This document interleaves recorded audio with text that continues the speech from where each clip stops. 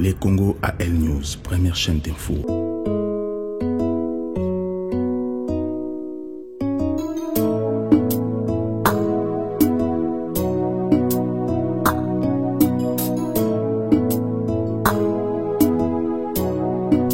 Mamonge eleki polo Yesu etuma heye makasi heye suki utena nyakolongi sangana heye kolo Yesu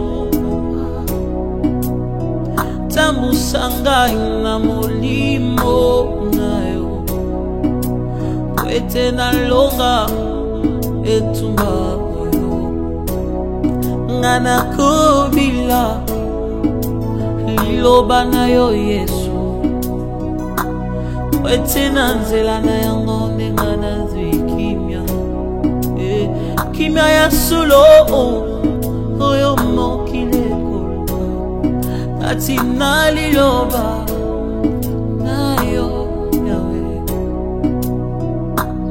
ningana zwikinya ya solo molimo santo mkambanga molimo santo yonde lisungi nanga ya kotambu sangai Nanzela ya sembo yawe poete ngaina mona kembo hoyo bongisi ona basatu kembo hoyo bongisi ona babulami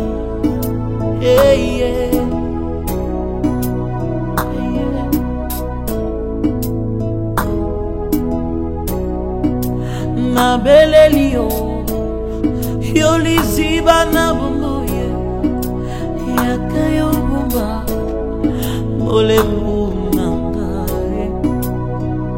On est content que vous soyez là parmi nous ce soir parce que c'est pour que nous puissions participer à cette rencontre que nous appelons une rencontre d'échange avec un frère. Et avant que nous commençons, vous savez, la Bible déclare au commencement c'était la parole, et la parole c'est Jésus-Christ. C'est pour cela, si on peut se tenir debout devant l'omniprésence de notre Dieu qui est là parmi nous, qui est Jésus-Christ, et on va faire la prière. Et après cette prière, nous allons commencer nos programmes. Pour honorer Dieu, si on peut se tenir debout pour la prière, s'il vous plaît. Merci beaucoup. Je demanderai à la servante de Dieu, la sœur Gloria, s'il peut dire quelque chose à notre Dieu pour ouvrir cette rencontre.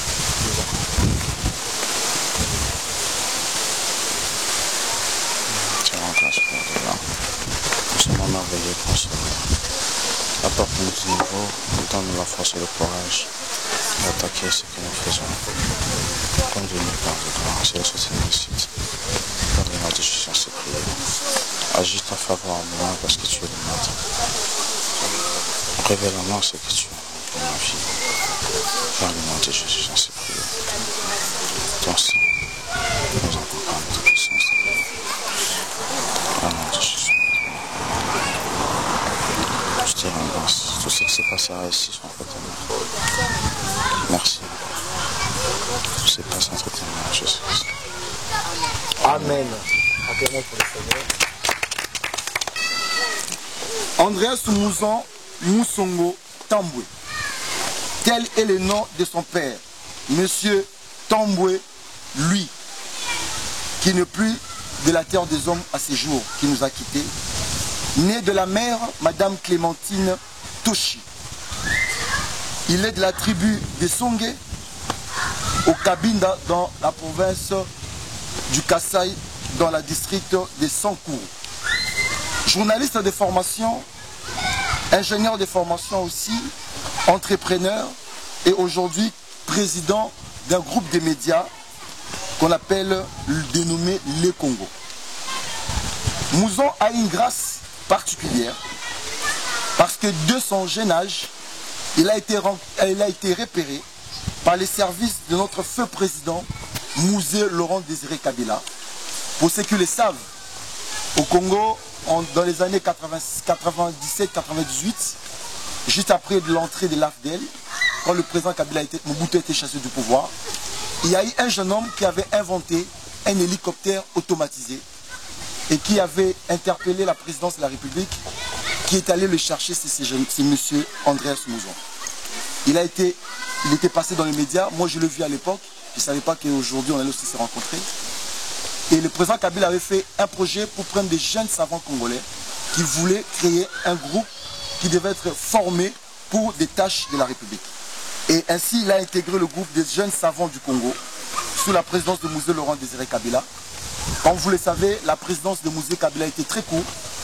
Quand il a été assassiné dans l'an 2001 à peu près, je ne me trompe pas, le 16 janvier 2001, et M. Mouzon était obligé d'aller en exil parce que sa vie était en danger. Et c'est par là qu'il s'est retrouvé à l'étranger après cette malheureuse circonstance. Aujourd'hui, M. Mouzon Andreas, après avoir vécu dans la diaspora pendant plusieurs années, ici à Orléans, où il a fait ses études pour obtenir son bac, il a commencé les médias par aspiration et par ambition. Et lors de l'exercice de cette activité professionnelle, Mouzon Andreas, il a rencontré la classe politique congolaise, c'est-à-dire des personnalités de ce pays. Je citerai M. Tchibala, qui est actuellement notre Premier ministre. Je citerai M. Antoine Gonda, qui est ambassadeur itinéraire du chef de l'État. Je citerai M. Mukuna, qui est actuel vice-ministre de la coopération. M. Moïse Katumbi, candidat président de la République aussi. Madame Eve Bazaïba, qui est secrétaire général du MLC, le parti cher au président Jean-Pierre Bemba Gombo. Il a rencontré plusieurs personnalités dans ses émissions qui sont sur Internet, que vous pouvez aller voir sur la chaîne YouTube Le Congo.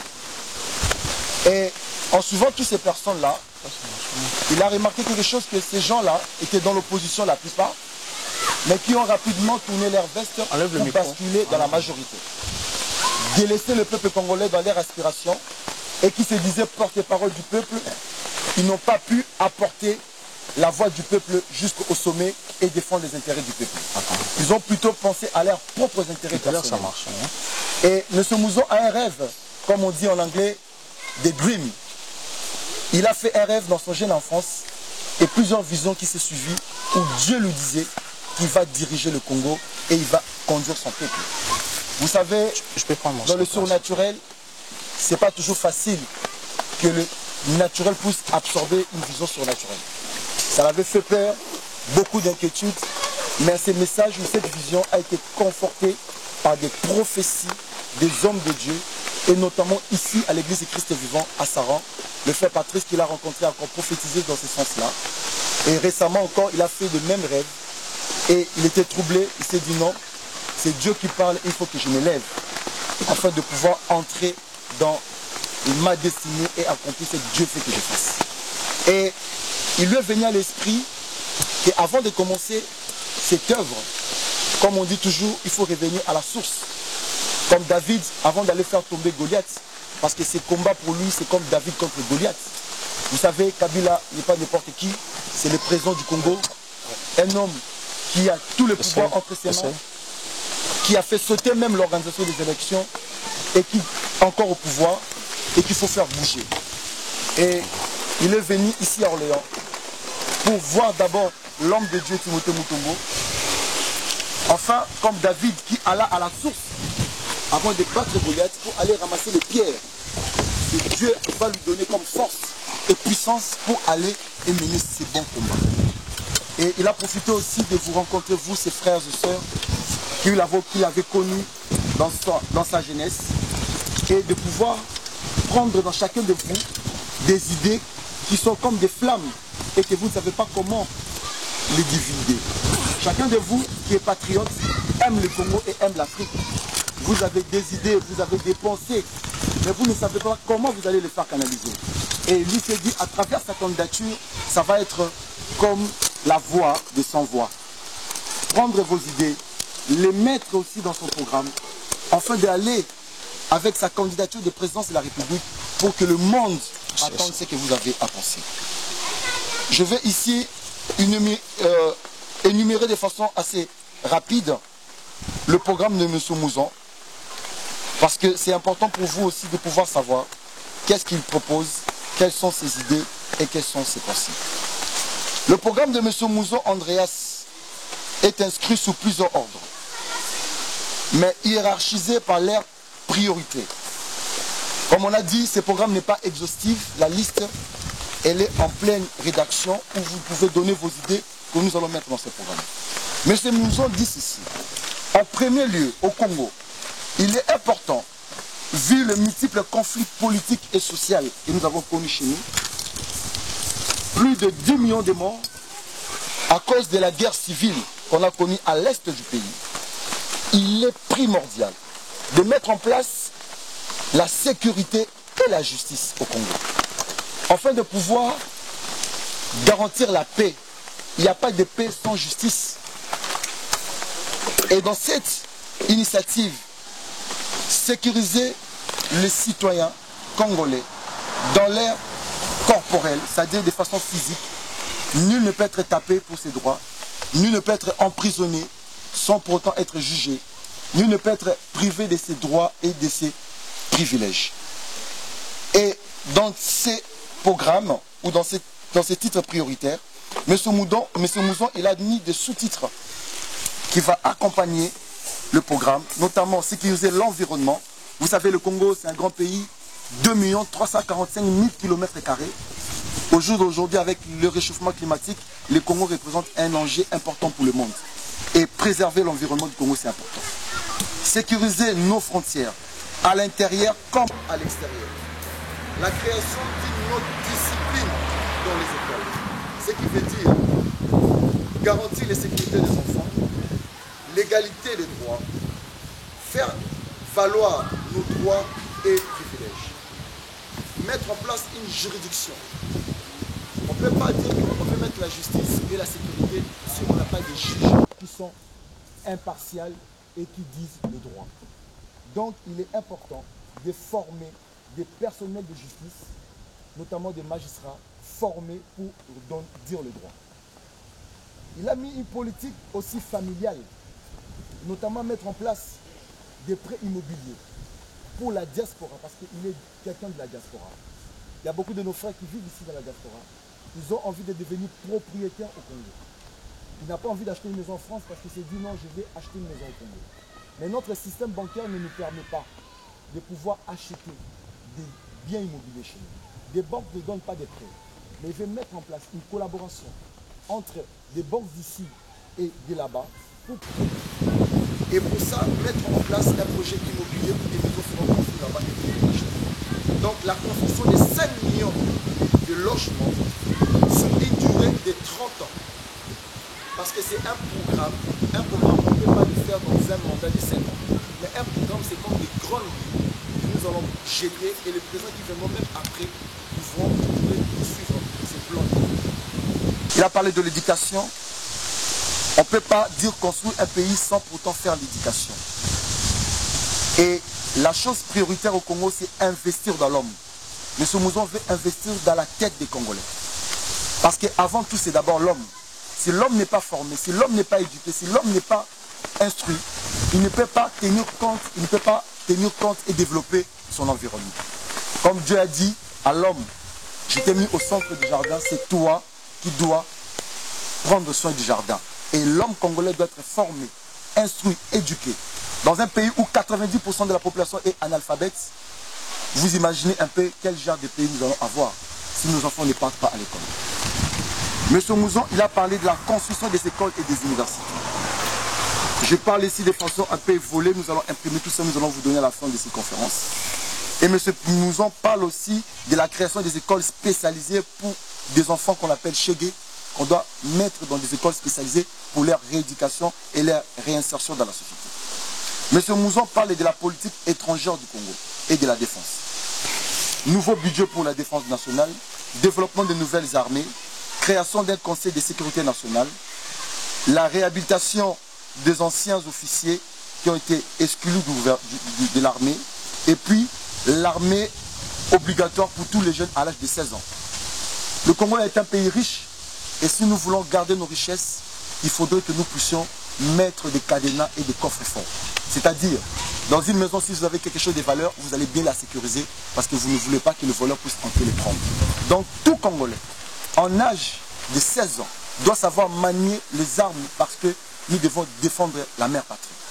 Pour que nos adversaires ne viennent pas prendre ce qui est en nous. Et pour conclure, nous allons parler de l'économie. Il parle de la création des emplois. Il parle de la restauration des institutions publiques et existentielles. Rapidement ici, pour conclure, tout en sachant qu'il y a d'autres éléments qui suivront après, l'économie est la base de tout. On peut avoir de bonnes idées, on peut avoir de bonnes pensées, même le meilleur du monde. Mais si vous n'avez pas les moyens financiers pour pouvoir mettre votre politique en place, vos idées et vos propos, ça serait que de la musique qui ne fera pas danser les gens. Parce qu'il faudrait avoir les moyens. Donc, mettre en place une mobilisation des recettes fiscales. Et M. Mouzon a donné un exemple très rationnel. La richesse du Congo, c'est comme un robinet d'eau. Et les tuyaux de canalisation, c'est comme l'administration du pays. Et les grands récipients, c'est comme la caisse de l'État, la Banque centrale. Mais si le tuyau a des trous, l'eau qui sort du robinet de la source ne sera pas la même quantité que nous allons recevoir dans les récipients parce que le tuyau a des trous. Donc il faut mettre fin à la corruption, mettre fin au vol de deniers publics. Donc par là je conclurai et j'aimerais qu'on puisse mettre une règle pendant cet exercice de questions-réponses parce que c'est un exercice et un rendez-vous du donner et du recevoir. M. Mouzon veut recevoir de vous et vous aussi soyez réceptifs pour recevoir aussi quelque chose de nous. 2 ou 3 questions, je pense que ça serait raisonnable si nous donnons 6-7 questions, sachant qu'il y a aussi des autres qui doivent aussi poser la question. Ça soit avec des mots assez explicatifs pour que les frères aussi comprennent. Bilingue en français et en lingala. On n'ira pas jusqu'en swahili ou en chiluba, on manque des interprètes. En anglais non plus. Vous savez, le Congo c'est un pays francophone. Hein? On va rester en français. Et voilà mes propos. Celui qui a une question, il lève juste sa main et je l'introniserai. Et M. Mouzon. Laissez-moi parler un peu. Ok. Donc je mettrai M. Mouzon, il dira quelques mots et puis après on passera à l'exercice des questions-réponses. Je vous en prie. Merci beaucoup d'être là. Mon nom c'est Andreas Mouzon, comme il vient de le dire M. Mopolo Landré. Je suis vraiment content de discuter avec vous aujourd'hui parce que nous avons un sérieux problème. Les problèmes que nous avons aujourd'hui, c'est nous, Congolais. Parce que nous avons du mal à réfléchir sur nous. Nous avons du mal à réfléchir sur notre pays. Je pensais, parce que dans la vie, quand on pense à quelque chose, on trouve la réponse. Souvent, trop jeune, on a du mal à penser. Et si on ne pense pas, on n'arrivera pas à la résultat. Je pensais que nous, notre génération, nous avons le devoir de se prendre en charge. De se dire aussi que pourquoi j'existe, pourquoi je suis humain. Je n'ai pas choisi d'être un Congolais. Je ne pense pas que vous avez choisi aussi d'être un Congolais. Mais nous sommes Congolais parce que Dieu nous a choisis. Dieu a fait que nous soyons Congolais, nous soyons noirs. Peut-être j'aimerais bien être Français parce que la France est un pays développé. Mais je ne le suis pas, je suis Congolais. Alors dois-je abandonner mon pays tel qu'il est ou chercher à vivre en France parce que je vis bien que les Congolais qui sont à Kinshasa, je fais un choix. C'est vrai que les gens aujourd'hui vont se poser des questions. Pourquoi Andreas choisit-il d'être candidat aux élections? C'est justement parce que je fais une recherche à savoir qui j'étais et pourquoi j'existe. En cherchant cela, c'est là que Dieu m'a dit que mon fils était choisi pour le Congo. Et quand j'ai commencé à parler de ça, les gens se sont moqués de moi plusieurs fois. Heureusement que Dieu a fait de sorte qu'il a envoyé son enfant, qu'on appelait Patrice Moïmoussoko, le frère de Weranson, qui est venu témoigner dans cette église même où nous sommes aujourd'hui, pour dire que cet enfant, je l'ai choisi. Et je l'ai choisi un jour pour qu'il dirige le Congo. Je suis content parce que le pasteur Timothée était à moi. Et je suis content parce que les politiciens congolais m'ont toujours posé la question, qui es-tu? Qui est ton Dieu? Et qui est derrière toi? Et c'est là que je dis Dieu est grand parce qu'il fait des choses à l'envers. Il confond les humains que nous sommes. C'est pour ça que, avec l'inspiration de mon Dieu, que j'ai mis ces projets, ces programmes en place avec mon équipe. Pour l'instant, nous avons une équipe que nous cherchons à élargir. La place de tout le monde est toujours. Et là, vous pouvez toujours intégrer notre mouvement. Bien sûr, si vous faites la demande correctement, nous sommes prêts à recevoir tout le monde parce que nous sommes jeunes, nous avons un devoir. Dans mon projet, je parlais de la famille et des logements. Parce que vous savez, dans une nation, lorsque la famille est négligée, on n'arrivera pas à s'en sortir. En France aujourd'hui, on protège la famille parce que c'est la famille qui fait que la France existe. Sans la famille, la France ne sera pas la France. Et chez nous, on a détruit la famille. Les personnes qui ont détruit la famille, c'est nous les humains. Ce sont des politiciens. Parce que le Congo avant, c'était un pays développé. Je ne sais pas si vous êtes au courant. Vers les années 60, sous l'esclavagisme, notre pays était un pays développé. Il y avait tout. Mais on vivait sous l'esclavagisme des Belges, sous la colonisation, si je peux dire ça. Mais au moins, le pays était développé. Malheureusement, nous, Congolais, on n'était pas assez préparés pour faire avancer ce pays. Nous avons tout détruit. Nous avons détruit l'éducation et nous, permettez-moi les termes s'il vous plaît, nous avons été abrutis par nos frères congolais parce qu'ils ont détruit l'éducation, la famille est séparée, divisée, détruite. Et nous avons les Chega à Kinshasa partout qui posent problème. C'est là que moi je dis, j'ai un projet sur la famille. Tolérance zéro dans 2 ans pour les Chega. Nous ne voulons plus avoir de Chega dans notre pays. Nous voulons soutenir des familles, construire les familles du Congo. Parce que si nous négligeons des familles, nous n'allons pas arriver. Je parlais sur beaucoup de points parce qu'on n'a pas assez vraiment du temps. Landry vient de vous lire un peu c'est quoi notre projet. Malheureusement qu'on n'a pas imprimé parce que c'était prévu qu'on imprime. Notre rendez-vous de ce soir était vraiment... C'était urgent, ce n'était pas prévu aujourd'hui. C'était prévu pour le début du mois prochain. Mais on essaie quand même d'imprimer quelques papiers pour vous remettre, lire et surtout essayez de poser vos questions, n'hésitez pas. Qu'on arrive à partager quand même ensemble. Je pensais à l'éducation. Pourquoi je dis l'éducation? Parce que quand on regarde la France commencer, on favorise les gens qui veulent aller à l'école. Au Congo, il n'y a pas ça. Nous avons plus de 120 millions d'habitants, mes frères. 120 millions d'habitants. Le Congo est le premier pays francophone du monde, avec 120 millions d'habitants. Mais les taux d'alphabétisation cessent d'augmenter. Pourquoi? Parce que les gens qui sont au pouvoir, les politiciens congolais ne s'intéressent pas à la population. Ils s'en foutent de la population. Les Congolais ne savent pas ce qui se passe.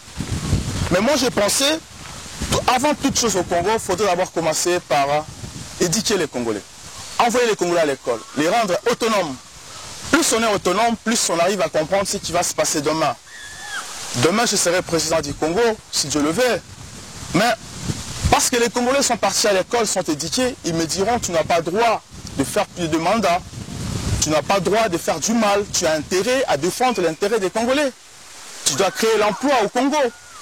Ça, ce sont les choses que nous devons. C'est un devoir aux hommes politiques de mettre en place dans notre pays. Ça me fait mal. Ça fait bientôt 17 ans que je suis en France. Tous les jours, j'envoie l'argent chez moi, dans mon pays. Tous les jours presque, j'envoie l'argent. Aujourd'hui, mon frère peut m'appeler, demain un cousin. Je me dis, pourquoi je travaille? Pourquoi j'existe si aujourd'hui on me demande l'argent tout le temps? Pourquoi? Qu'est-ce qui se passe? Ce n'est pas normal. Mon père hier était en France, il envoyait l'argent tout le temps à sa famille. Et moi aujourd'hui je suis en France, on me demande de l'argent tout le temps. Demain mon fils et vos enfants.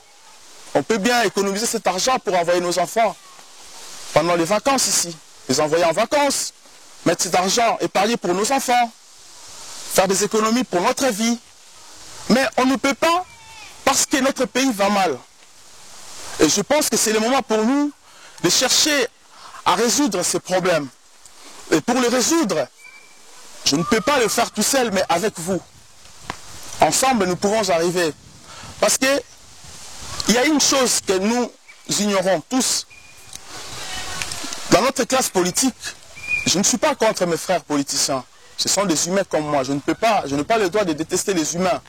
Mais j'ai le droit quand même de chercher à comprendre ce qui se passe.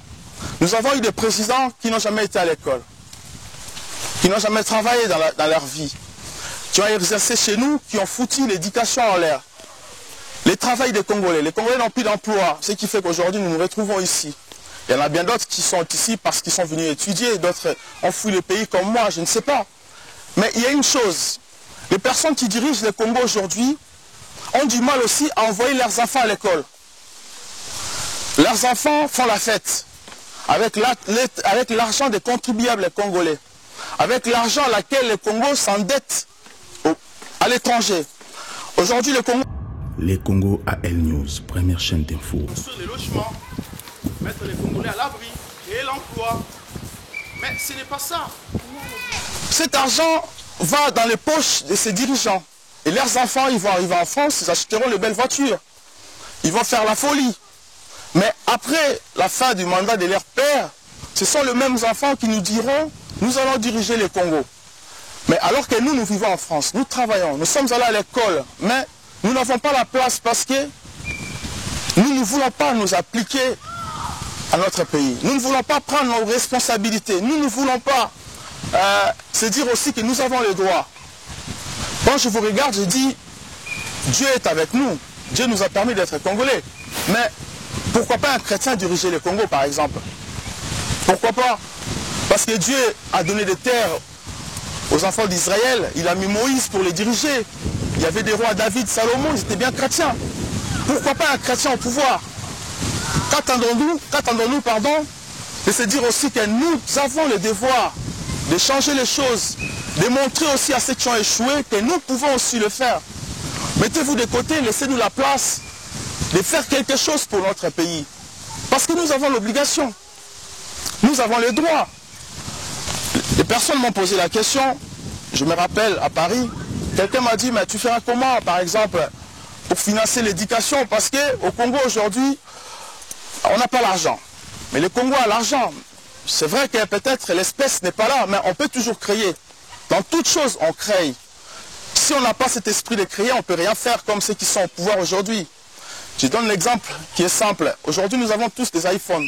Nous avons des Samsung, des téléphones entre nous. Nous avons des ordinateurs. Mais pour créer cet ordinateur, il faudrait bien aller au Congo. Sans le Congo, rien ne peut exister. Sans le Congo, on ne peut pas avoir cette technologie. Sans les Congo, on ne peut pas se communiquer. Il y a 50 ans, il n'y avait pas ça parce qu'on n'avait pas découvert les coltans au Congo. Mais avec les coltans, on arrive à créer le Congo. Je fais une proposition, je dis ceci. Parce que les Occidentaux, vous venez exploiter chez nous en désordre, parce que nous ne sommes pas organisés, il faudrait bien organiser notre pays, canaliser ce qui se passe chez nous. Je donne l'exemple, je dis, mais c'est Bill Gates. Parce que vous voulez exploiter les coltans du Congo, mais nous ne voulons plus que vous venez indépendants. Nous voulons que vous passiez derrière votre État. Nous voulons collaborer avec l'État américain parce que l'État américain doit faire la demande des coltans qu'il a besoin. Bien sûr, pour les personnes comme les Bill Gates qui veulent exploiter pour leur matériel. Mais nous disons ceci, parce que vous voulez exploiter les coltans, si vous voulez exploiter pendant 50 ans, pendant 20 ans, qu'est-ce que nous faisons? Nous avons besoin de la compétence. Qu'est-ce que nous faisons? Nous demandons aux États-Unis, vous exploitez les coltans chez nous pendant 20 ans, mais vous allez nous former 10 000 cadres congolais en différents domaines. En technologie, par exemple, je prends le cas en plomberie, maçonnerie, électricité, communication, électronique, en politique, en gestion, en économie, ce qui va diriger l'environnement demain. Pourquoi pas? Alors que nous avons des politiciens qui peuvent le faire aujourd'hui au Congo, mais ils ne le font pas. Alors si on ne s'élève pas, on n'arrivera pas. Ils m'ont posé la question, mais nous avons aujourd'hui le problème, à l'est du Congo, il y a la guerre. Je ne sais pas si vous m'entendez bien, vu le vent. Est-ce que vous m'entendez? On me pose la question, comment allez-vous faire? Ça, c'est un point que j'ai évoqué sur la sécurité de notre pays, sur la politique étrangère et défense. On me pose la question, mais comment allez-vous faire? Parce que nous avons la guerre à l'est du Congo. Les Rwandais ont attaqué les Congolais. Faudrait-il tuer les Rwandais? Ou est-ce que les Rwandais, qu'est-ce qu'on fait? Je dis à mes frères, avant d'agir, il faut penser. Il faut canaliser pourquoi nous avons la guerre au Congo. nous avons la guerre parce que nous-mêmes aussi, nous étions responsables des guerres. Parce que notre pays s'est engagé à la guerre contre l'Angola. Vers les années 75, après l'indépendance de l'Angola, nous avons tous connu les Banalunda ici. Les Banalunda allaient chercher les diamants en Angola, ramener à Kinshasa. Je ne sais pas si vous connaissez les Banalunda. Et nous avons connu tout ce qui s'est passé lorsqu'on a tué l'ancien président rwandais, Habyarimana. Et nous savons ce qui s'est passé à Tchad, Soudan. Les Congos étaient impliqués dans ces pays pour provoquer la guerre. Pourquoi? Parce que nos dirigeants n'avaient pas une vision de Dieu. Ils avaient une vision de chair qui les poussait à tuer, à faire du mal. Mais avec nous, on peut arrêter. Mais comment arrêter? Est-ce qu'il faut venger contre le Rwanda? Que faudrait-il faire? Je pensais avec mon équipe, je dis ceci. Les Rwandais ne sont pas nos ennemis. Nous avons un problème politique. Aujourd'hui, lorsque nous allons au Rwanda, première immigration au Rwanda, ce sont des Congolais, ce sont nos frères. Ça peut valer que vous pouvez aller demain au Rwanda, on ne vous tuera pas. Là-bas, il y a beaucoup de Congolais. Première immigration au Rwanda, les Congolais. Tanzanie, les Congolais. Angola, les Congolais. Centrafrique, les Congolais. Afrique du Sud, c'est les Congolais. Mais ce sont des pays qui nous ont posé du problème aujourd'hui. Mais que faudrait-il faire? Il faudrait proposer une politique qui nous relie tous ensemble. Et cette politique peut nous permettre, nous, Congolais, de contrôler ce qui se passe au Rwanda, ce qui se passe en Angola, qui peut influencer le Rwanda à nous faire du mal, parce que nous avons les Congolais qui sont là-bas. Nous voulons mettre en place une politique qui va intéresser peut-être nos voisins, j'espère bien. Et c'est une politique que les Européens ont fait, l'ancien président français Sarkozy a fait. Parce que les Rwandais viennent au Congo. Économiquement, ils viennent au Congo. Moi, je vais proposer aux Rwandais, je vais proposer aux Angolais, parce que vos ressortissants viennent visiter chez nous, faire du commerce chez nous. Que peut-on-il en faire ensemble? Libéraliser l'échange entre les deux pays. Nous voulons que des politiciens rwandais, des politiciens angolais, des politiciens ougandais, burundais peuvent aussi venir à Kinshasa faire la sécurité de leurs ressortissants qui viennent faire du commerce chez nous, parce que nous avons du mal à comprendre vos langues. Cela peut nous permettre, nous Congolais, aussi d'envoyer nos policiers après les frontières de ces pays-là pour savoir est-ce qu'il y aura des gens qui vont influencer les Rwandais à attaquer le Congo par exemple. Ça c'est une politique que le président Sarkozy a mis en place lorsqu'il y a eu une forte immigration en Espagne, en Italie et puis Malte qui cherchait à venir en France. Qu'est-ce qu'il a fait? Il ne pouvait pas s'imposer directement que la France va dans ces pays pour mettre fin à cela. Mais qu'est-ce qu'il a fait? Il a proposé, il a dit, écoutez, moi ce que je fais, vous avez des touristes qui viennent en France qui sont allemands. On ne maîtrise pas l'allemand, ça nous coûte cher, mais nous voulons vos policiers qui vous accompagneront pour la sécurité de vos ressortissants en France. Parce qu'il avait des ambitions, il avait des projets solides pour la France. Et quand ils ont accepté cela, le président Sarkozy maintenant, à son tour, a dit, nous voulons contrôler vos frontières au-delà. Savoir qui peut traverser les frontières de l'Espagne pour venir en France. Et c'est là que nous devons aussi appliquer chez nous. Mais comment les faire? Parce qu'il faudrait des moyens, ça demande beaucoup d'argent. Parce que les États-Unis aujourd'hui, vous savez, les États-Unis est devenu première puissance mondiale, nucléaire mondiale comment? C'était après la Deuxième Guerre mondiale. Les États-Unis avaient un problème sérieux de mettre fin à cette guerre. Mais qu'est-ce qui s'est passé? La Belgique, à cette époque-là, proposait aux États-Unis en disant « L'Amérique, moi je peux faire de vous un pays puissant parce que nous avons une matière qui s'appelle l'uranium qui se trouve au Congo. Si vous exploitez cela, vous devenez le plus fort du monde, mais nous pouvons collaborer toujours ensemble et rester des amis. » C'est là que les États-Unis ont bombardé Hiroshima et Nagasaki en Asie, au Japon. Ce qui fait que les États-Unis soient la première puissance nucléaire mondiale. Mais nous avons cette matière chez nous. On ne l'exploite pas, on le laisse. Champ libre. Il y a des gens qui l'exploitent pour faire la guerre, créer la guerre. Et parce que nous ne voulons pas nous responsabiliser, cela doit retourner contre nous. C'est pour ça que nous vivons la guerre de l'Est. Mais comment faire pour trouver l'argent pour mettre fin à cette guerre? Pour avoir une bonne armée chez nous aussi. J'ai proposé, je dis ceci. Parce que vous voulez l'uranium au Congo. Parce que vous avez les G7. Parce que vous décidez sur le monde. Mais lorsque vous tenez vos réunions de G7, vous parlez de matières premières du Congo. Vous parlez de notre pays. Mais qu'allons-nous faire en ce moment-là? Nous devons aussi nous imposer. Vous voulez l'uranium du Congo, bien sûr. Bon, vous devez financer l'armée du Congo. Vous devez faire de sorte qu'aucun pays dans le monde puisse d'abord attaquer le Congo. Parce que le Congo est un pays stratégique. Il nous donne l'uranium. l'Iranium fait des bombes nucléaires pour mettre la paix sur terre, entre guillemets, c'est ce qu'ils nous disent. Vous voulez les coltans du Congo pour faire évoluer la technologie. Vous voulez les cobalt du Congo, bien sûr, pour inventer les voitures électriques, faire fonctionner l'armée de la terre. Mais vous devez aussi nous former des militaires, des responsables militaires au Congo. Vous devez nous former, par exemple, si vous voulez exploiter dans 20 ans, je prends l'exemple, vous nous formez 100 000 cadres dans l'armée, dans la police congolaise, obligatoirement. Si vous ne voulez pas, nous prenons nos précautions. Nous pouvons aussi exploiter notre uranium nous-mêmes. Parce que si on ne le fait pas, les gens viendront nous mater. Si on ne le fait pas, ces gens-là vont nous imposer. C'est pour ça que moi je pensais que nous avons toute une obligation d'agir. Je ne vais pas beaucoup vous prendre du temps parce que je vais vous laisser aussi s'exprimer, poser des questions. Et quelqu'un m'a posé la question, écoutez, on ne peut pas aller aux élections avec des étrangers parce que le Congo est dirigé par les étrangers. Je ne suis pas contre ça. Mais il y a une chose, on nous impose des étrangers parce que nous ne voulons pas prendre notre place. Parce que nous ne voulons pas remplir notre devoir de citoyens congolais. Et lorsqu'on ne remplit pas ces citoyens comme étant congolais, les étrangers viendront se proposer à notre place. Les étrangers prendront notre place obligatoirement, c'est automatique. C'est pour ça que moi aujourd'hui je suis candidat. Je ne suis pas candidat parce que j'ai besoin d'être candidat. Parce que la politique m'a aimé depuis que je suis l'enfant. Parce que Dieu a fait de sorte que je sois dans la politique. Parce que Dieu m'a permis aujourd'hui d'être un politicien. C'est pour ça que Dieu me dit, va, tu dirigeras ce pays avec justice. Sans la justice, nous ne pouvons rien. Nous avons des minéraux au Congo, mais nous ne profitons pas de nos minéraux. C'est pour ça que je dis, avec moi, président, nous pouvons toujours créer la solution, créer la balance. Nous avons tous droit d'envoyer nos enfants à l'école gratuitement. Parce que nous avons tout chez nous. La France n'a rien.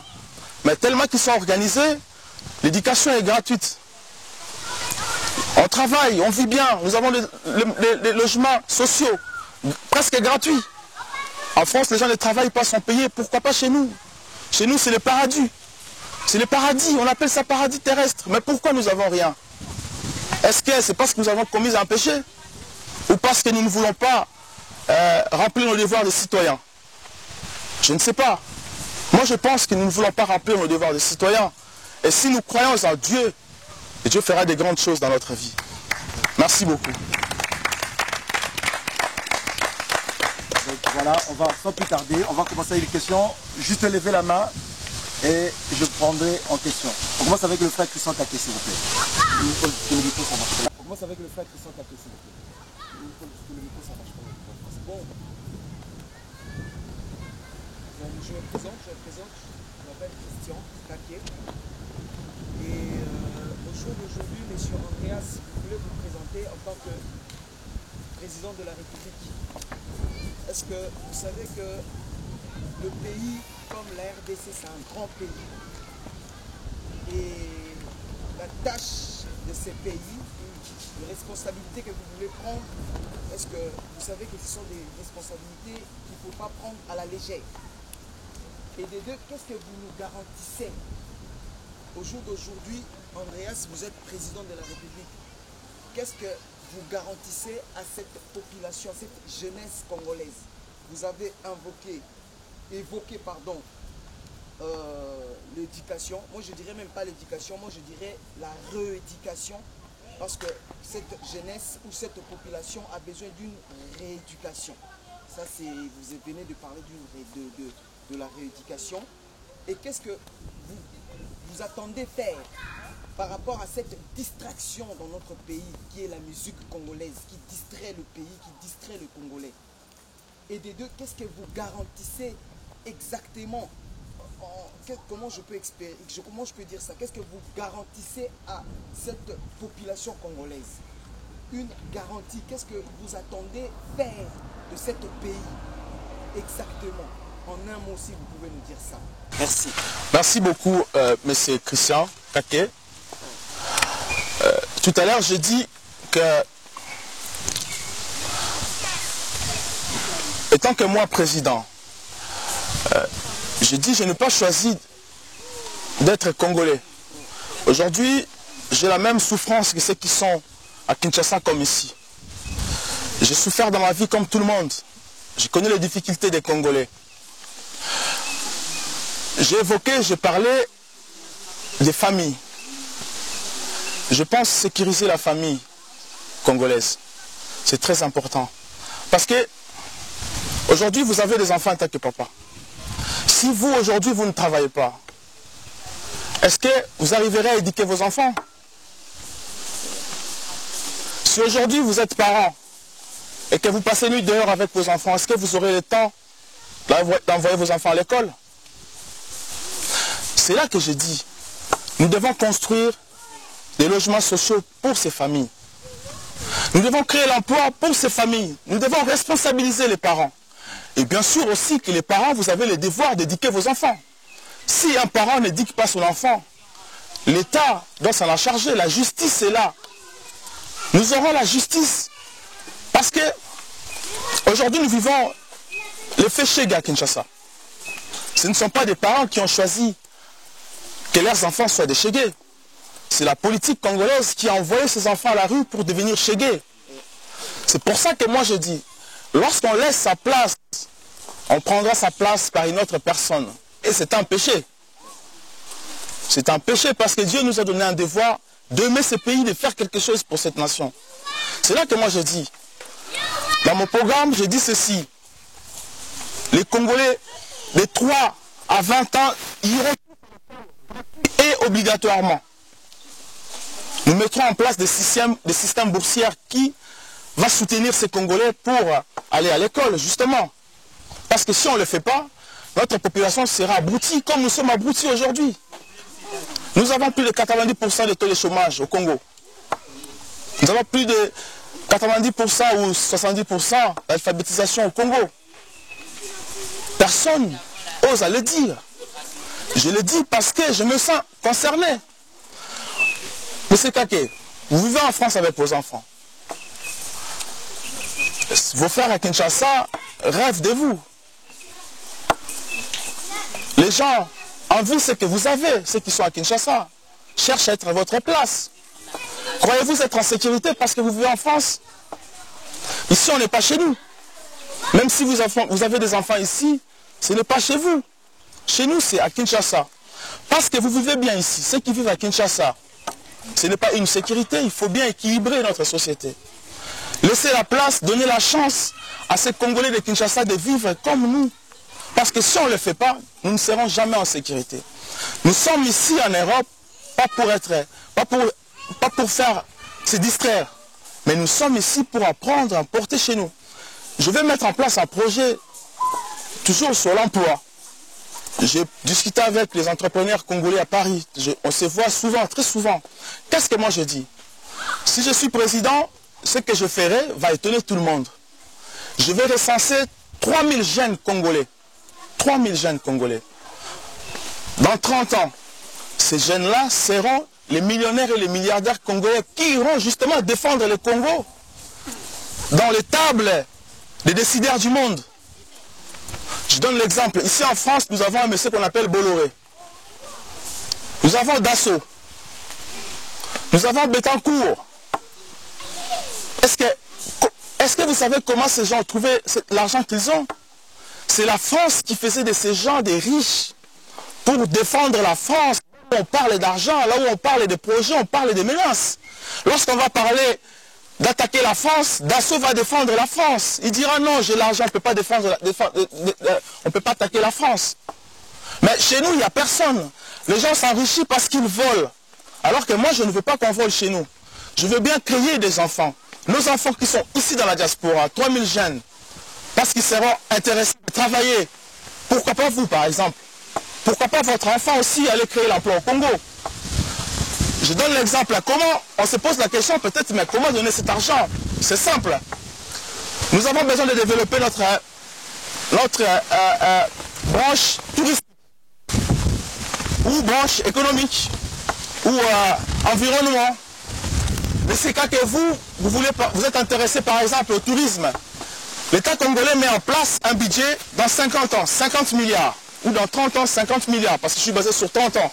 On met 50 milliards pour 3000 jeunes Congolais qui vont vendre le Congo au niveau international, apporter l'emploi des Français au Congo.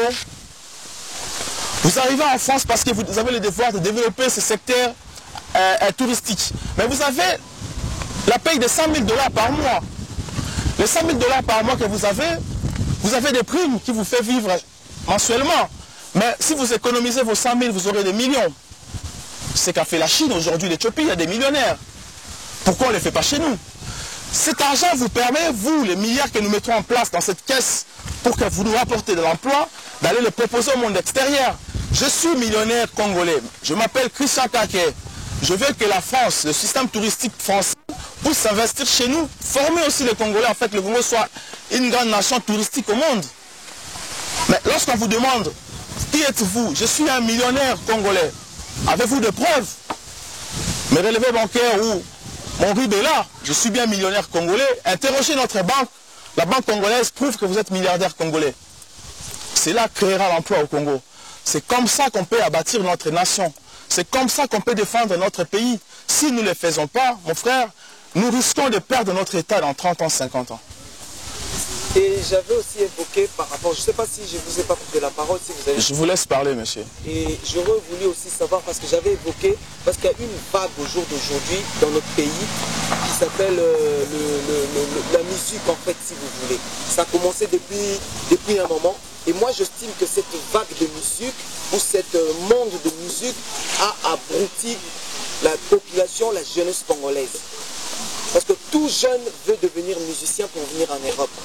Tout jeune, vu qu'il n'y a pas d'autre métier, tout jeune veut devenir musicien.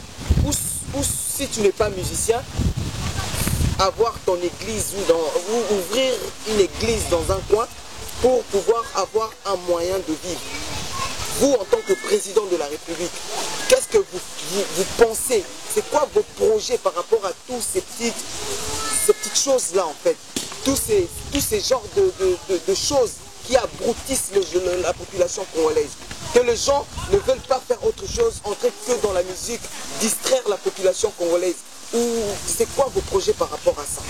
Merci beaucoup, M. Kaké. Vous devez savoir une chose.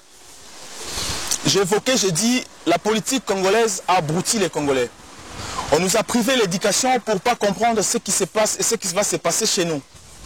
C'est pour ça qu'aujourd'hui, au Congo, il n'y a pas d'espoir. Un Congolais qui est né ne sait pas ce que serait sa vie demain.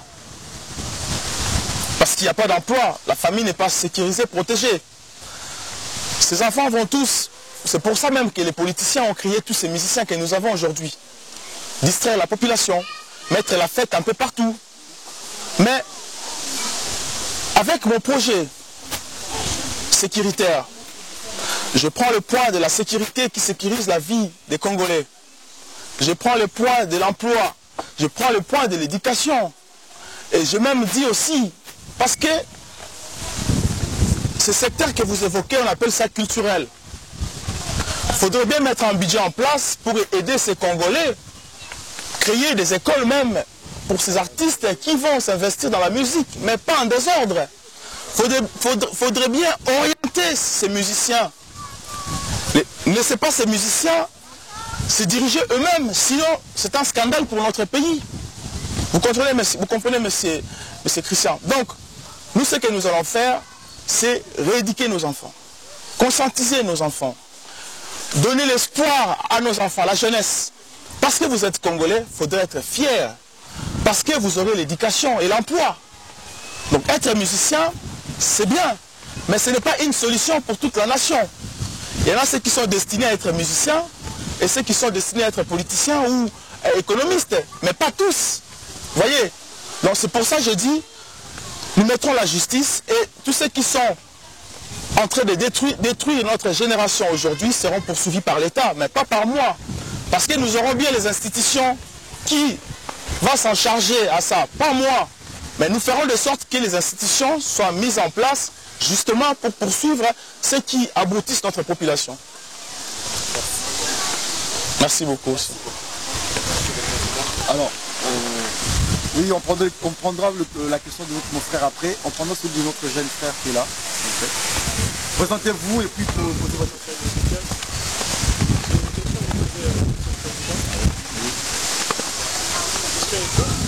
quel âge avez-vous reçu cette vision de devenir président de la République?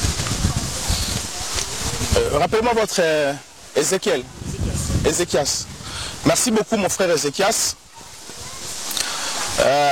Votre question est vraiment complexe pour moi. Mais je vais vous dire une chose. Ma mère m'a dit ça à l'âge de 16 ans, juste avant de venir en France. Ma mère m'a dit une chose, mon fils, le jour de ta naissance, bon, avant ça, il me dit, je viens de réaliser que Dieu ne ment jamais. Il m'a dit, je viens de réaliser qui tu es aujourd'hui. Et je viens de l'affirmer aujourd'hui. Et je dois te dire une chose que tu ne sais pas. Les Congo AL News, première chaîne d'info. D'autres qui ont une question, je vous dirai le frère, si tu peux avancer ici et puis... Pose ta question. Si Major. Monsieur le Président, voilà. Moi je suis le frère Antonio. Avance frère Antonio s'il te plaît. Aujourd'hui chez moi en Côte d'Ivoire, nous traversons des moments très difficiles. Et quand depuis 2010, il y a eu la guerre qui s'est passée chez nous en Côte d'Ivoire. Et aujourd'hui notre président Laurent Gbagbo se retrouve à La Haye. Et le gros problème des Ivoiriens aujourd'hui, c'est la réconciliation. Un peu des Africains en fait. Et quand un exilé se retrouve en asile, en tant qu'un président, il met des gens à leur poursuite pour les ramener et pour les mettre en prison. Et vous, en tant que président, est-ce que cet acte, c'est normal? Si quelqu'un quitte son pays parce qu'il ne se sent pas en sécurité et qu'il est exilé quelque part et qu'il fait des discours, et pour cela, tu vas encore envoyer des gens pour l'arrêter et pour l'enfermer. Est-ce que cette politique-là, c'est une bonne politique en tant que le père de la nation? C'est ma question sur la réconciliation. Merci beaucoup mon frère. Vous pouvez répéter votre nom s'il vous plaît? C'est Anthony, mon prénom, Anthony. Merci beaucoup mon frère. Notre continent, l'Afrique, parce que moi j'ai toujours dit l'Afrique c'est un pays. L'Afrique c'est un pays et les pays que nous avons, ce sont des chambres, si je peux dire ça. C'est comme des chambres dans une maison. Ou encore ce sont des provinces. Nous avons perdu notre identité parce que on ne se pose pas de bonnes questions sur notre provenance. On ne se pose pas de bonnes questions. Pourquoi nous étions africains? Ce qui touche la Côte d'Ivoire aujourd'hui nous concerne tous. Ce sont les mêmes problèmes qu'au Congo aujourd'hui. Premièrement, je pense que nous devons commencer d'abord à nous réconcilier, nous les Africains. Nous devons nous défendre les problèmes d'Afrique. Pas seulement parce que je suis Congolais que je dois défendre les problèmes du Congo. Je dois défendre les problèmes des Ivoiriens aussi. Mais il faudrait se poser des questions. Est-ce que les personnes qui nous dirigent sont des bonnes personnes? Spirituellement, sont avec nous ou pas? Ça, c'est la question qu'il faudrait se poser. Parce que si spirituellement, vous n'êtes pas avec les Africains, et il faudrait savoir aussi, nous les Africains, nous sommes aveugles. On ne se pose pas la question sur des personnes qui nous dirigent spirituellement. Qui sont-ils? Parce que, admettons aujourd'hui, vous étiez quelqu'un diabolique, vous pratiquez, vous arrivez au pouvoir, vous ne ferez pas des choses à la faveur des Ivoiriens. Les Ivoiriens n'ont pas d'emploi aujourd'hui. Il n'y a pas des écoles solides qui poussent les Ivoiriens à comprendre ce qui se passe chez vous en Côte d'Ivoire, qui est aussi mon pays, parce que nous sommes tous africains. Nous avons tous le même sang, parce que Dieu est notre Père. Mais pourquoi pas nous les chrétiens, nous faisons quelque chose? Ce qui se passe aujourd'hui en Côte d'Ivoire, au Congo, c'est un problème spirituel. On veut nous imposer les gens qui voient des choses très négatives spirituellement. Je ne sais pas si vous me comprenez très bien. Je suis contre l'arrestation du président Gbagbo. Je pense que si la Côte d'Ivoire était organisée, le président ivoirien, le président Gbagbo ne serait pas aujourd'hui à La Haye. Parce qu'il y a une négligence du côté même du président Gbagbo qui s'est retrouvé à La Haye. Il aurait pu envoyer les Ivoiriens à l'école. Enfin, moi je vais rendre les Congolais autonomes. je ne dirais pas que je vais construire des immeubles au Congo. Non, c'est faux. Ce que moi je veux faire, je vais responsabiliser les Congolais. Je vais rendre les Congolais autonomes. Si le Congo aujourd'hui sort de ces problèmes, l'Afrique va évoluer, va émerger. Parce que si vous êtes autonome, vous allez comprendre qui viendra vous diriger demain. Je peux vous donner l'emploi et un plan demain, mais si vous n'avez rien dans la tête, vous n'allez pas comprendre ce qui se passe. C'est pour ça qu'il faudrait rendre les Africains autonomes. Il faudrait bien avoir des gens, des vrais Africains avec les sangs que Dieu a mis en nous, des gens qui ont l'esprit de Dieu diriger notre continent. Ce que moi je pense de l'Afrique, c'est ça. Voilà. Donc voilà, je pense que mon frère de la Côte d'Ivoire est satisfait. Il y a d'autres questions, tout à son côté, il y a ceux qui veulent manger quelque chose, ils peuvent manger. Le frère Enoch, je vous en prie. Moi c'est une question, je vais prendre l'exemple américain pour l'expliquer. En fait en Amérique du Sud il y a une association, je ne sais pas si ça s'appelle une association, mais c'est le Mercosur. C'est une association entre plusieurs pays de l'Amérique du Sud en fait qui sont regroupés en une seule association. Et en fait c'est par rapport à l'échange, un libre service des échanges, que ce soit interne entre tous les pays ou externe avec les pays extérieurs. Je voulais savoir s'il y en avait aussi en Afrique et s'il n'y en avait pas, pourquoi pas en faire une avec le Congo et que les pays... Ça c'est un bon projet, c'est très important. Ce projet a existé. Vous savez, le Congo, lorsque vous allez au Congo, vous verrez, nous avons des traces de tout ce qui a existé, des institutions existantes. Mais plus personne, ou encore si je peux dire que l'État n'en prend pas soin. Il y a des traces. C'est là que moi je dis aujourd'hui, nous pouvons développer ce que vous avez évoqué tout à l'heure, libre-échange. J'ai évoqué cela, j'ai dit, pour sécuriser et mettre la paix dans notre région des Grands Lacs. Par exemple, on crée une politique de libre-échange entre nos voisins. Cela va nous souder. Cela va faire de sorte qu'il n'y ait plus de conflits internes dans notre région des Grands Lacs. J'ai évoqué, j'ai dit, le G7, à tout moment, pour que le monde évolue, pour que les pays que nous vivons aujourd'hui émergent, ils ont besoin du Congo. Mais pourquoi pas nous aussi s'intéresser à siéger dans le G7 ou encore dans le G20, parce que dans le G20 on parle de l'économie, vous avez évoqué l'économie tout à l'heure. Pourquoi pas être membre du G20? Parce que nous avons cette capacité, mais avec qui il faudrait bien le faire? Avec vous, votre génération. Avec nous, notre génération. C'est pour ça que j'ai dit, avec ma politique, je mettrai en place 3000 jeunes, afin que ces jeunes-là puissent aller chercher le marché, le libre-échange, comme vous dites, au niveau extérieur, de ramener chez nous au Congo. C'est très important. Si on ne le fait pas, les gens le feront à notre place. Nous serons dictés. Ils prendront nos matières premières parce que nous n'aurons personne pour nous défendre. Vous comprenez? Moi, je vous demanderai, c'est très important, si vous pouvez bien intégrer notre mouvement, parce que nous avons besoin de la jeunesse. Parce que nous sommes jeunes aussi. Nous avons besoin de tout le monde. Le Congo est grand. Le Congo, c'est un continent. Mais être président ne veut pas dire qu'on peut tout faire seul. Il faudrait bien être accompagné par de bonnes personnes qui ont des idées, des initiatives, comme vous le dites. C'est pour ça que je suis en face de vous. Vous pouvez toujours apporter votre pierre dans ces mouvements qui voient jour aujourd'hui. Merci beaucoup. Voilà. Je pense que notre frère il a réussi la réponse à sa question. S'il y a une autre question, levez juste votre main droite. Voilà, je vais prendre le frère Makenge. Ça tourne. On le voit. Bonjour, moi j'ai une question qui concerne peut-être à la génération de demain, pour la génération d'aujourd'hui, pour la jeunesse des diaspora congolais. Je ne parle pas qu'en France, en Europe, pas en Asie, en Amérique. La jeunesse congolaise c'est une force. C'est une force pour le Congo et pour l'Afrique, pour l'Europe. On voit les jeunesses perses, la jeunesse est perse. Moi je m'aimerais savoir pour le projet pour la jeunesse des diaspora. Parce qu'on en a besoin. C'est quoi leur projet? Si demain vous êtes élu comme président de la République, c'est quoi le programme pour cette jeunesse? J'ai beaucoup aimé votre question. J'ai évoqué cette question avant que vous arriviez, je pense. Nous avons un programme que nous allons vous distribuer tout à l'heure, peut-être. Vous savez, j'ai la chance d'être en France. je me suis posé la question si aujourd'hui je vivais à l'est du Congo, ou encore ceux qui ont vécu les Kamwina Sampou. Si j'étais à leur place, peut-être que je serais déjà mort.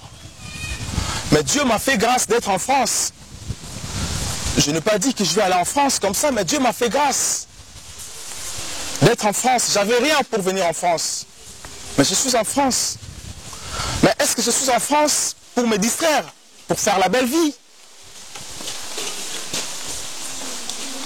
Je suis en France pour apprendre, ramener chez moi. Mais pas seul. Ceux qui sont à Kinshasa sont pris en otage par des politiciens congolais, par la politique du Congo. Mais il faudrait bien, nous, vous, ceux qui sont ici dans la diaspora, avec tout ce que nous avons appris ici, aller bien l'investir au Congo. Mais comment? C'est là que je dis, je vais mettre une politique en place à laquelle nous chercherons 3000 jeunes de la diaspora et j'irai même plus loin parce que nous devons préparer notre futur qui peuvent diriger le Congo. L'administration du Congo doit fonctionner. Mais avec qui? Avec les hommes. Mais malgré que c'est des hommes, mais au moins 60% de ceux qui vont diriger l'administration du Congo seront bien les femmes. Justement, pour donner cette naissance au Congo. Nous qui sommes ici, nous avons appris, nous avons été à l'école. Dans ma politique, j'irai diriger ce pays avec nous qui sommes ici. Parce que ceux qui sont à Kinshasa n'ont pas cette notion de travail, n'ont pas cette notion de famille. Ils ne savent pas vraiment ce que c'est la famille. Nous avons cette grâce de vivre ici en France. C'est quoi la famille? Pourquoi la France donne si l'importance à la famille? C'est pour ça que nous nous sommes retrouvés en France. Pas pour faire n'importe quoi, mais pour retourner chez nous, mettre en place une politique qui encourage.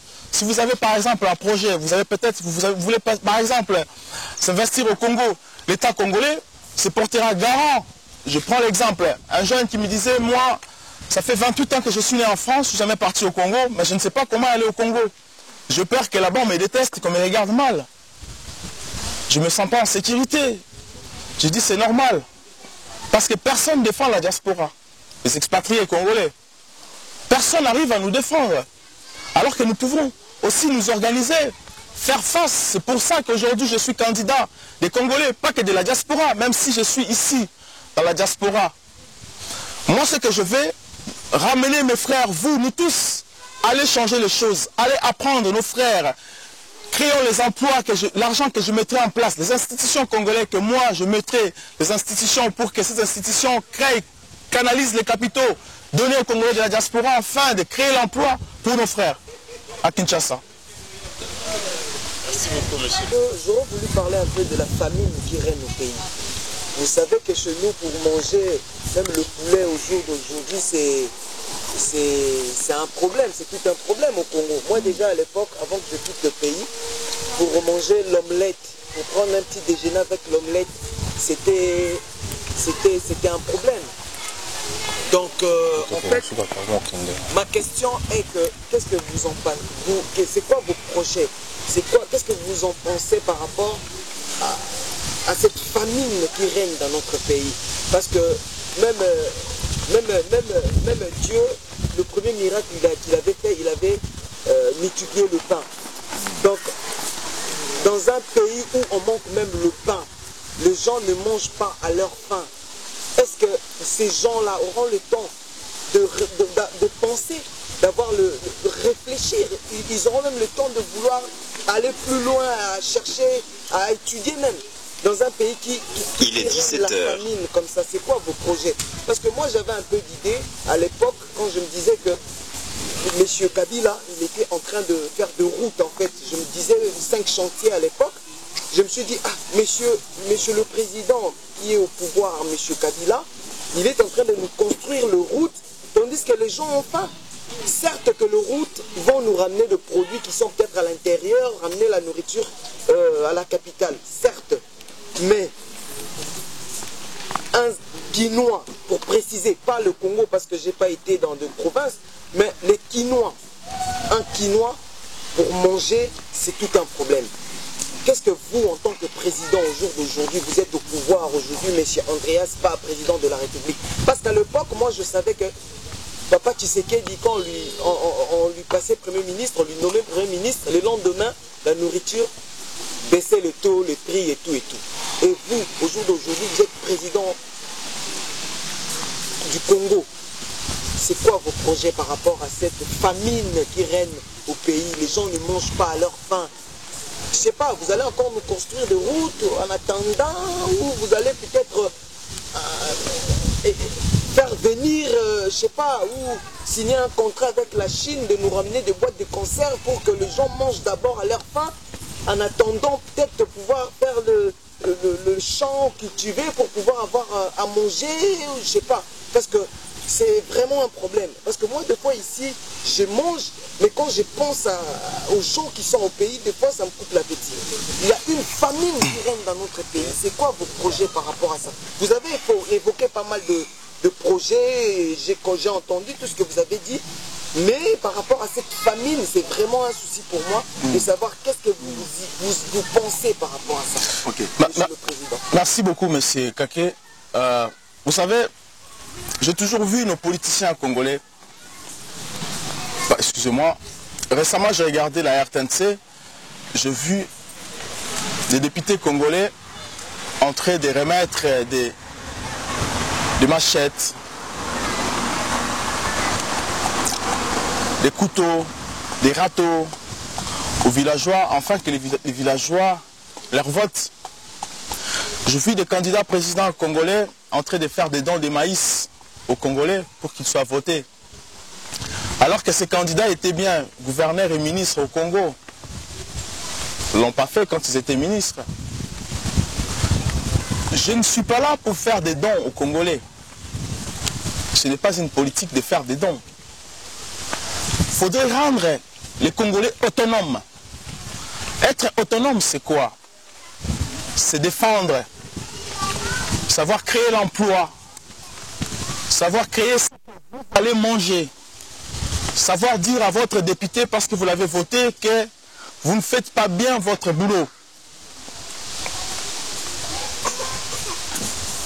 Aider les agriculteurs qui sont à l'intérieur du pays, leur donner des fonds afin de déplacer leurs produits bruts à l'intérieur du pays. Favoriser ceux qui veulent créer l'emploi. Créer l'emploi jeune. Parce que nous en avons besoin. On crée l'emploi pour tout le monde, mais il faudrait bien créer l'emploi aussi pour les jeunes. Si aujourd'hui, on met à votre disposition à manger, et que vous n'avez pas l'emploi, ce n'est pas une solution. Et demain, si je ne suis pas là, qu'allez-vous faire? Il faudrait bien rendre les Congolais autonomes. Je dis, je ne serai pas président pour construire les glacières, les immeubles. Mais moi, je veux rendre les Congolais autonomes. Je veux que les Congolais soient au marché du travail. Je veux que les familles congolaises se retrouvent. Nous voulons avoir un État. Mais c'est quoi un État? Il faudrait que la justice règne. Il faudrait sécuriser les Congolais. L'environnement des Congolais. Aujourd'hui, on parle de la pollution sur Terre. Il n'y a que les Congos qui peuvent résoudre cela. Mais où sont les Congolais qui vont s'investir dans ça? Personne. C'est là que j'ai dit, les Congolais ont faim parce que nous ne voulons pas penser à ce que nous devons faire. Nous ne pensons pas à pourquoi nous sommes aussi faibles comme ça. Moi, je pense que je suis capable à rendre les Congolais autonomes. J'ai cette capacité. Pour être président, on n'a pas besoin d'avoir un certain âge pour être président. On devient président parce que Dieu vous a choisi. Et parce qu'il a mis en vous des capacités de penser et de résoudre des problèmes. Et de voir des choses très positives. Voyez, monsieur Christian. Donc aujourd'hui, les Congolais n'ont pas besoin de dons. Les Congolais ont besoin de travailler, d'aller à l'école. Plus vous allez à l'école, plus vous saurez comment créer l'emploi vous-même. Je prends l'exemple de la Belgique. La Belgique a vécu pendant plus de 1 à 2, 3 ans sans gouvernement. Il n'y n'y avait pas de ministre, il n'y avait pas de premier ministre. Mais la Belgique a existé, a fonctionné comme d'habitude. Il y a eu des réformes. Parce que l'administration fonctionne. Les Belges se sont rendus autonomes. C'est ce que je veux faire du Congo. Je ne veux pas que nous ayons des hommes forts au Congo. Parce que si je quitte président, le Congo ne marchera pas, ne fonctionnera pas. C'est-à-dire que je suis un mauvais chef. Un chef doit restaurer, doit créer, doit réformer de bonnes choses, doit rendre sa population autonome. Je quitte le pouvoir, un président quitte ou décède, mais l'administration peut gérer. Un État fonctionne via son administration. Les politiques sont là juste pour réformer, donner des sens, des directives à une nation. Mais l'importance, c'est l'administration. C'est ce que moi je pense, monsieur. Ça sur papier. Voilà, il y a notre frère qui est là. Voilà. Je t'en prie. Frère David. Oui, je vous en prie. Avancez, approchez, posez votre question s'il vous plaît. On gagne du temps, parce qu'on va bientôt aller prendre un petit cocktail. Moi, en fait, ma question, je vais donner mon exemple. Oui. J'étais venu ici à l'âge de 7 ans. En fait, j'avais peur de retourner au pays par rapport à ce que je voyais, tout ça, et par rapport à ce que j'entendais quand mes amis venaient. Je suis parti en 2016. Quand je suis parti, je ne connaissais pas vraiment parce que ça faisait longtemps. Mais ça m'a dégoûté. Pourquoi ça m'a dégoûté? Parce que quand je suis arrivé à l'aéroport, les douaniers, ils ont cherché, parce qu'on m'avait déjà prévenu. Fais attention, comme tu vas avec l'argent, il faut cacher avec l'argent. Comme ils vont voir ton passeport, il n'y a pas de... Parce que j'ai jamais... Il n'y a pas plus d'entrée, voilà. Voilà, je ne suis jamais venu. Ils peuvent essayer de m'escroquer. Je suis arrivé, je montrais, j'avais le visage, j'avais les vaccins, tout était normal. Et quand je suis arrivé, les douaniers, comme ils m'ont vu, je ne sais pas, j'ai vu qu'ils ont parlé, ils m'ont dit que j'ai entendu, ils ont cru que j'étais pas congolais, parce que la façon dont j'étais, ils m'ont dit, ah lui, ça veut dire ils vont me manger dedans. Et quand ils m'ont appelé, ils m'ont dit, passeport, je montre le passeport, oh le visa, on dirait c'est un visa qui est un faux, tout ça. Ils m'ont pris, ils m'ont mis dans une cabine, mais par rapport aux blancs, les blancs ils vérifiaient même pas leurs passeports. Ils montraient les passeports, ils passaient directement par rapport à nous qui sommes les Congolais. Quand je suis rentré, ils ont tout fait, ils m'ont bouffé au moins $200 seulement pour que je puisse passer. Moi ma question, est-ce que, moi j'ai compris, je dis peut-être qu'ils ne sont pas bien payés. Ils sont en train de chercher de manger. Moi ma question c'est, est-ce que quand vous serez élu président de la République, est-ce que ces choses-là vont changer? Parce que vous avez parlé de tourisme. Le tourisme, ça veut dire qu'il faut que les gens rentrent aussi en paix, ne soient pas tout le temps dérangés, des trucs comme ça. Moi, je veux savoir, est-ce que quand vous serez élu président de la République, est-ce que ces choses-là vont changer en fait? Parce que depuis ces jours-là, j'ai plus envie de retourner en fait. Parce que ça m'a traumatisé, qui me met dans une salle. C'est comme j'avais volé. Mais tout ça pour que je puisse sortir. Ils m'ont dit avant de sortir, il faut que lui me donne $30, $30. Comme c'est la première fois, je ne voulais pas trop, j'étais fatigué du voyage. Ils m'ont dit, donne-moi $200 et puis on te laisse passer. Je l'ai donné. Moi maintenant je voulais savoir qu'est-ce qu'ils pouvaient faire pour changer ça en fait. Pour que nous quand on va là-bas, qu'on soit à l'aise, qu'on passe dans les frontières, qu'ils ne cherchent pas à bouffer notre argent, qu'on vit en fait. Voilà ma question. Voilà. Donc, si tu as compris rapidement, il veut comment M. Andreas candidat mettra fin aux tracasseries policières et douanières. C'est ça, non? Dans nos frontières aériennes et puis terrestres et maritimes. Voilà. Merci. Il faut juste me rappeler votre nom, s'il vous plaît. David. Ah, merci, frère David. Tout à l'heure, je parlais de l'administration congolaise. Parce que chez nous, l'administration existe mais ne fonctionne pas. Les sommets de notre État n'assument pas leurs responsabilités. Je parlais tout à l'heure, je dis que le Congo était une puissance économique mondiale avant 60. Nous les Congolais, parce que nous sommes politiques, nous avons tout détruit. Nous avons avantagé nos femmes, nos enfants, nos beaux-frères, nos amis, à piller notre propre État. Nous avons affaibli l'État congolais. Parce que nous avons des ambitions de voler, de détruire, de rendre les Congolais immatures, abrutis, irresponsables, de ne pas comprendre ce qui se passe. C'est pour ça qu'aujourd'hui au Congo, les policiers que vous avez rencontrés à l'aéroport agissent ainsi. Parce qu'il n'y a pas la justice. L'administration ne fonctionne pas correctement. Parce qu'ils sont mal payés. Personne ne peut défendre ces policiers. Ils sont victimes comme vous et moi. Comme d'autres politiciens congolais aujourd'hui sont victimes comme vous et moi.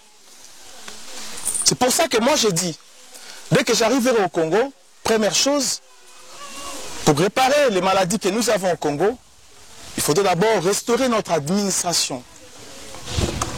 Et je pensais, vous savez très bien, lorsque vous avez des enfants dans une maison, c'est souvent la femme, votre femme qui défend les intérêts, les droits des enfants plus que l'homme. Des fois nous sommes négligents par rapport à la femme. La femme défend bien les intérêts de ses enfants. C'est pour ça que moi j'ai dit, dans l'administration congolaise, 60% seront des femmes. Et sur les 100% des cadres, lorsqu'il y a un président et le directrice, seront que des femmes. Lorsqu'il y a un directeur, les adjoints, c'est des femmes. Les femmes seront plus cadres que les hommes. Je ne dis pas que nous, les hommes, nous sommes négligents. Mais nous n'avons pas la même capacité de gestion que les femmes. Et dans une organisation, lorsqu'il n'y a pas la femme, ça boite. Ce sont les femmes qui ont presque réformé la France. Sur les lois sociaux, les projets sociaux. Ce sont les femmes qui ont réformé la France. Pourquoi pas copier ce bon exemple de la France ou des États-Unis, de l'Angleterre, chez nous? C'est là que je dis. Parce qu'il faudrait bien sauver cette population et ces policiers, il faudrait bien mettre des droits et des devoirs que chaque citoyen doit impérativement respecter. Parce que le Congo aujourd'hui n'est pas encore un État. C'est un territoire qui existe et dirigé par des individus.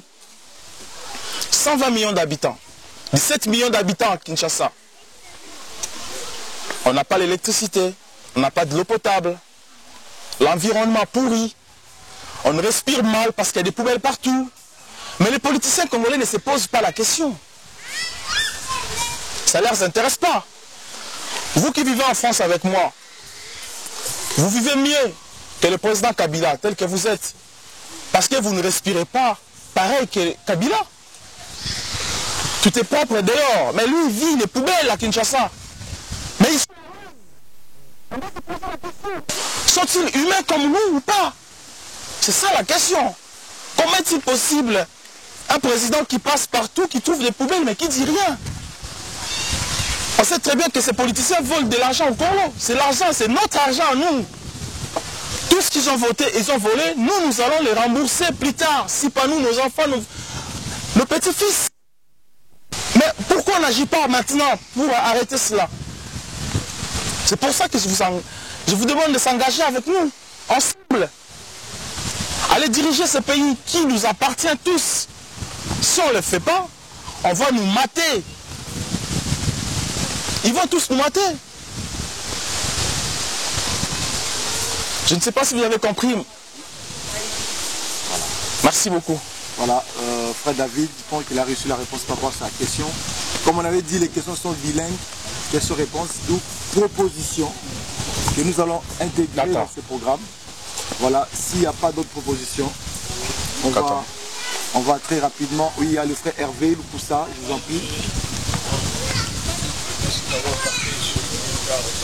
Je voulais juste savoir votre projet de société par rapport au pays que nous avons parce que Congo est vaste, il faut avoir un projet de société et tenir compte. Voilà, on avait parlé de ça au début, mais le candidat va répondre à ça de façon assez brève, mais à la fin, on va vous imprimer des papiers qu'on va vous remettre, il y aura tous les programmes dedans. Voilà. Merci beaucoup, frère Hervé, parce que là, nous arrivons vraiment à la fin. On court derrière le temps, on arrive vraiment à la fin de notre réunion de ce soir. Nous avons parlé de mon programme. Il serait même mieux que je vous l'envoie par mail ou par papier. Tout à l'heure, j'évoquais, je dis, selon ce que moi je pense d'abord chez nous au Congo,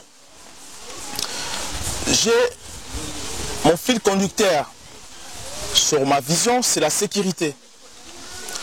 On ne peut pas faire évoluer une nation sans la sécurité. sans la sécurité, on ne peut pas avancer. Même si les investisseurs viennent s'investir chez vous, sans la sécurité, on ne peut pas. Sans la sécurité, on ne peut pas envoyer nos enfants à l'école. Restaurer l'éducation, c'est la sécurité. La justice, c'est la sécurité.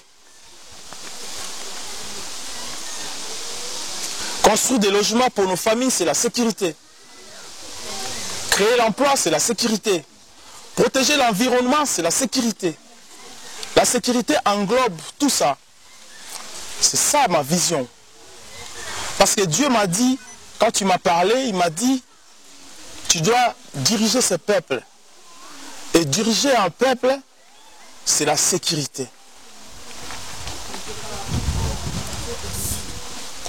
J'essaie de vous résumer juste un petit peu parce que c'est tellement profond.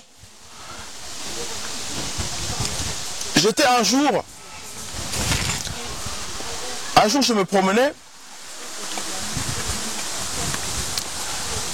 c'était aux frontières France-Angleterre. Ça m'est arrivé 2 fois, par le train, par l'avion. Ça c'était en 2009, je prends l'exemple de l'avion en 2009.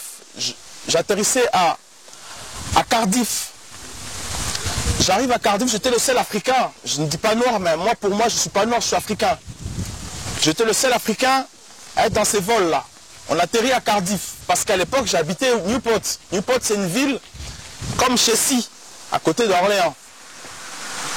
On atterrissait à Cardiff. Cardiff était la capitale de notre département. J'arrive à la migration, je sortais mon passeport congolais. Je sors mon passeport congolais. La dame, elle a regardé. Elle a vu que dans mon passeport, il y avait un séjour, comme nous avons en France, que j'ai vu aussi en Angleterre. Donc en UK. Elle m'a dit, monsieur, mais ça ne l'intéressait même pas. Parce que c'est un passeport congolais. Ça, c'était un vol réservé aux Blancs. Pour elle, et un Congolais, qu'est-ce qu'il vient faire ici? Votre identité qui vous ramène de la France d'ici. Je lui sors ma carte de séjour que je vis ici en France. Pardon, madame, ma basse, s'il vous plaît. Je présentais mon identité d'ici, ma carte d'identité. Elle m'a dit, monsieur, mettez-vous de côté. Je dis, madame, vous êtes incompétent. Je reviens à ce que le frère a dit tout à l'heure. Vous êtes incompétent d'exercer votre travail. Est-ce qu'elle était incompétente ou parce que j'étais congolais? Était-elle compétente, était-elle, pardon, incompétente ou c'était parce que je suis congolais? Je me suis posé la question. Pour elle, être africain, c'est être tricheur, un fraudeur. Parce que je me suis retrouvé dans ces vols ces jours-là. Mais si le Congo était un pays organisé, développé, est-ce que cette dame allait me traiter ainsi? Alors que nous avons cette capacité. Pourquoi pas les Congos soient membres du G7? Parce que le G7 parle du Congo, parle de l'exploitation des minéraux du Congo. Moi je dis ceci, avec moi président, je m'imposerai, le Congo doit être membre du G7. Si nous ne sommes pas membres du G7, nous allons gérer des choses à notre manière. Nous allons exploiter nos minéraux à notre manière à nous. Ce n'est pas pour faire la guerre aux autres. Parce que si nous sommes rejetés, nous devons nous prendre nos responsabilités parce que personne d'autre va nous défendre. Et c'est en se faisant violence comme ça qu'on vous accepte aussi dans la société. Pas la violence d'aller tuer les gens. La violence d'être accepté aussi par les autres. Parce que la France se fait violence pour se faire accepter. La même chose que les États-Unis. Mais moi je veux la paix. Je veux maintenir la paix au Congo. Pour créer un État noble aussi pour les Congolais, il faudrait bien la paix avec les voisins, avec tout le monde. C'est là que je dis que pour créer cette paix, nous devons créer des logements sociaux. 5 millions de logements sociaux dans 30 ans pour les Congolais. Tolérance zéro pour les Chégués dans 2 ans. Nous ne voulons plus avoir de Chégués. Tous ces enfants doivent aller à l'école. Nous devons réformer notre armée. Chaque Congolais à l'âge de 15 ans, 16 ans, obligatoirement armé. Et ceux qui ont plus de 26 ans, de 15 à 26 ans, aujourd'hui si je deviens président, ceux qui ont plus de 26 ans doivent aller apprendre des cours civiques. pour savoir c'est quoi son état, comment vivre dans son état. C'est quoi les valeurs d'être congolais, les devoirs aussi d'être congolais. C'est ça que moi je veux faire. Je ne veux pas imposer les Congolais, mais je veux proposer des choses qui intéresseront aussi aux Congolais, de se sentir. J'ai une fierté de se dire Congolais. Je pense qu'aujourd'hui on ne veut plus se dire qu'on est Congolais, même si on a la nationalité française. On a des fois honte de dire que je suis Congolais parce que nous sommes tellement mal cotés qu'être Congolais, ça devient comme si c'était un péché. Moi, je suis fier d'être Congolais. J'ai gardé ma nationalité. Je ne dis pas que c'est mauvais de changer sa nationalité. Mais lorsqu'on est français, aujourd'hui nous sommes français ici, pas parce que nous avons voulu cela. Parce que notre pays n'est pas organisé. Parce que nous vivons le cauchemar chez nous. Les parents choisissent notre nationalité parce qu'il y a une difficulté au pays. Mais si notre pays était bien, est-ce que nos parents allaient nous changer la nationalité? Parce que nous sommes nés en France ou aux États-Unis? Je ne pense pas. Est-ce qu'allons-nous accepter finir vivre ici? Je ne pense pas. Il faudrait bien retourner au pays. Parce que vivre en Europe ici, c'est toute une éducation. Tous les jours on apprend des Français. Quand vous allez dehors, vous ne verrez jamais un Français jeter sa poubelle dehors. Moi je connais il y a des villes, dès que vous entrez, vous avez un bout de papier parce que vous avez mangé un chocolat, vous jetez par terre, une dame va sortir de chez elle, ramasser, mettre à la poubelle. Ça éduque ça. La prochaine fois, vous ne le ferez plus jamais. Mais chez nous, ce n'est pas le cas. Il faudrait bien aussi l'importer chez nous. Qui vont l'importer? C'est vous et moi. Il n'y a que vous et moi. Parce que ceux qui sont à Kinshasa ne feront pas de mieux. Ça fait bientôt 60 ans, 58 ans d'indépendance. Aucun politicien congolais a défendu l'intérêt des Congolais. Personne. A parlé de l'éducation des Congolais, a parlé de la santé des Congolais, a parlé de travail et social des Congolais. Personne. Les Congo AL News, première chaîne d'info.